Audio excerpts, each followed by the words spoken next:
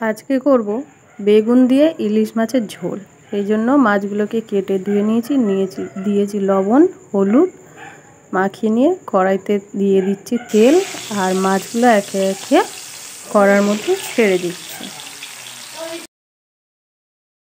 মাছগুলোকে খুব বেশি কড়া করে ভাজবো না, একটু এপিট ওপিট হালকা লাল লাল করে ভেজে নেব, কারণ ঝোল করলে বেশি ভাজতে লাগে না।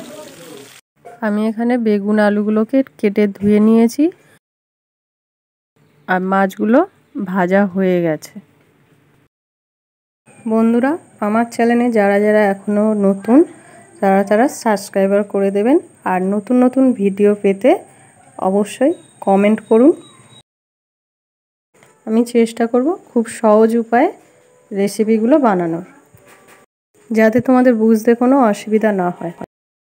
তেলের মধ্যে দিয়ে দিলাম কালো জিরের ফোড়ন, দিয়ে আলুগুলোকে ভেজে নেব।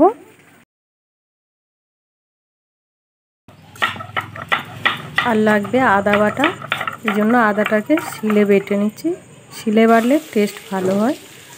এবার আলুটা একটু ভাজা হলে কাঁচা লঙ্কাগুলো দিয়ে দিচ্ছি।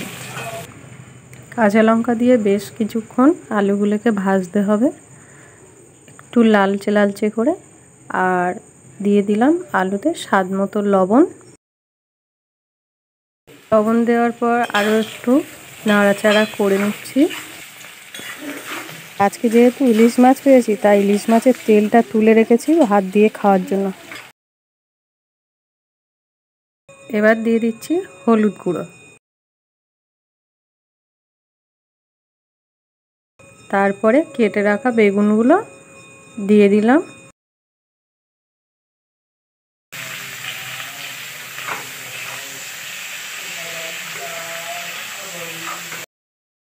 বেগুনগুলোকেও বেশ কিছুক্ষণ আলুর সাথে ভেজে নিতে হবে। বেগুনগুলো একটু ভাজা হয়ে গেছে, দিয়ে দিচ্ছি লঙ্কার গুঁড়ো। লঙ্কার গুঁড়ো দিয়ে আরও বেশ কিছুক্ষণ নাড়াচাড়া করব। আর দিয়েছি আদা, সেটা দেখানো হয়নি। ভাজা হয়ে গেছে, দিয়ে দিচ্ছি জল। পরিমাণ মতো জল দিতে হবে, বেশি ঝোল করব না, তাই পরিমাণ মতো। আপনারা আপনাদের পরিমাণ অনুযায়ী জল দেবেন। এবার ঝোল ফুটে গেছে, মাছগুলো একে একে ঝোলের উপরে দিয়ে দিচ্ছি। মাছগুলো সব দেওয়া হয়ে গেছে, এবার ঝোলটাকে বেশ কিছুক্ষণ ফুটিয়ে নিতে হবে। তো ফুটিয়ে নেওয়ার পর দেখছো তরকারির কালারটা চেঞ্জ হয়ে গেছে, কত সুন্দর কালারটা এসেছে। এবার নামিয়ে নেওয়ার বেশ কিছুক্ষণ আগে দিয়ে দিলাম 1 চামচ জিরের গুঁড়ো। তরকারিটা একেবারেই হয়ে গেছে, এই অবস্থায় নামিয়ে নেব। আর গরম গরম ভাতের সাথে এটা পরিবেশন করো, দুর্দান্ত খেতে লাগে।